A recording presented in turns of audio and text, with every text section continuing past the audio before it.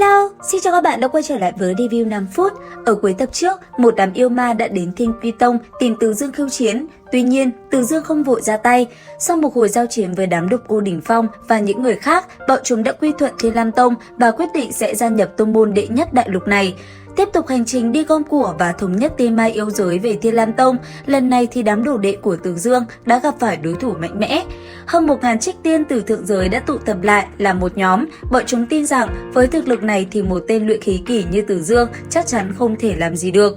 Đến lúc đó, đám người này sẽ đoạt lấy mảnh vỡ long tàng và có thể thoát khỏi tiểu thế giới này trở về thượng giới.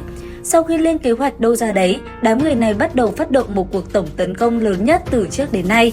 Lúc này thì Ngư Tam Nương, Linh Giao và Lạc Trần đang đi điều tra tung tích về mảnh vỡ long tàng thì bất ngờ bị một đám yêu quái tấn công.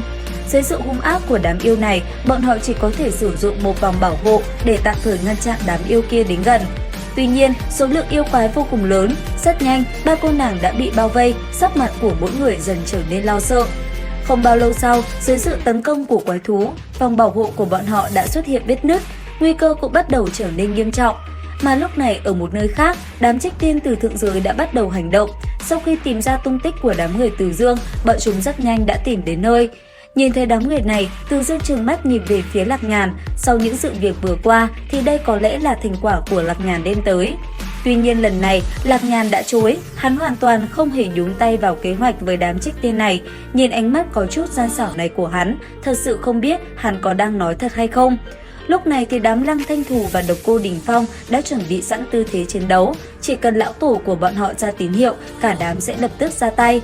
Và rất nhanh, không nói quá nhiều lời vô nghĩa, một cuộc đại chiến đã được diễn ra. Đối diện với đám trích tiên này, Từ Dương đã cho tọa kỵ của mình có cơ hội được thể hiện. Ngay khi cánh tay hắn vừa khẽ phất lên, con rồng nhỏ kia lập tức hóa thành bản thể và gia nhập cuộc chiến với đám đồ đệ của Từ Dương. Thế vậy, Lạc Nhàn cũng biết thân biết phận, tiến vào giữa trung tâm trận đại chiến mà càn quét, từng đòn công kích của hắn ta phóng ra đều vô cùng quyết liệt. Hắn biết chỉ lời nói không thôi thì đám người Từ Dương không thể hoàn toàn tin tưởng hắn, cho nên lúc này hắn chỉ có thể dùng hành động để chứng minh. Thời gian trôi qua, ở bên kia đám người Lạc Trần lúc này đã không thể trụ nổi được nữa. Bởi vậy, bọn họ đã phát ra tín hiệu cầu cứu với Từ Dương. Mà lúc này, đang trong lúc Từ Dương chơi đùa với đám trích tiên kia thì nhận được tín hiệu cầu cứu, cho nên hắn nói với các đồ đệ của mình mau chóng kết thúc cuộc chiến để đi cứu người. Và dĩ nhiên, không chỉ nói suông, Từ Dương cũng tùy ý phất tay dậm chân, mỗi một nơi chịu ảnh hưởng đòn công kích của hắn thì những tên trích tiên ở đó lập tức bị đánh bay. Không muốn ở đây quá lâu dây dưa với đám gia hỏa này, Từ Dương lúc này nghiêm túc phóng thích ra công kích trên diện rộng. Rất nhanh, những tên trích tiên còn sống liền cảm nhận được một cỗ khí tức cường đại bao quanh cơ thể mình.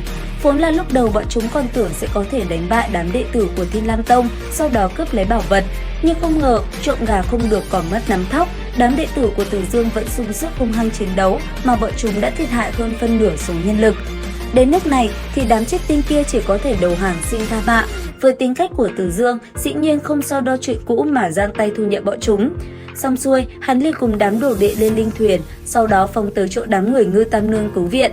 Đến đây thì cũng hết tập 70 luyện khí 10 vạn năm. Các bạn có tò mò về diễn biến tập tiếp theo hay không? Nhớ theo dõi kênh để biết thêm chi tiết nha. Bây giờ thì xin chào và hẹn gặp lại các bạn.